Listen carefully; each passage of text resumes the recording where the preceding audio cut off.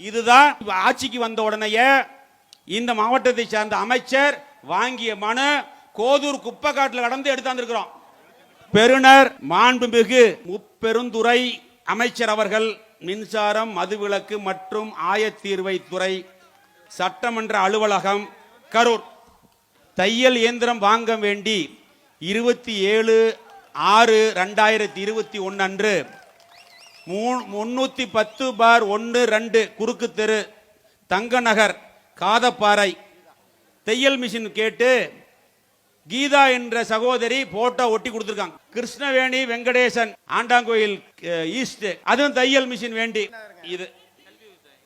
இதெல்லாம் இப்ப மனு வாங்குறாங்க. அடுத்தது எடைக்கு போட்டுருவாங்களான்னு தெரியல. குப்பை காட்டில் இருந்து எடுத்தாந்தவங்க.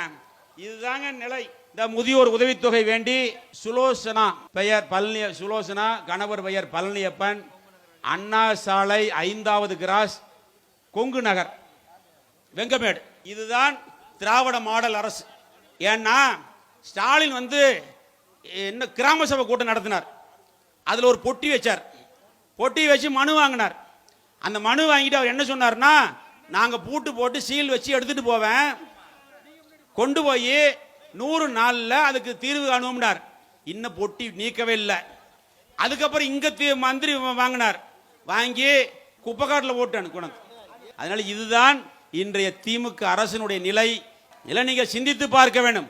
எந்த அரசு மக்களுக்கான அரசு, எந்த அரசு ஏழை எளிய மக்களுக்கான அரசு, எந்த முதலமைச்சர் நல்ல திட்டங்களை கொடுத்த முதலமைச்சர் என்பதை நீங்கள் எண்ணி பார்க்க வேண்டும்.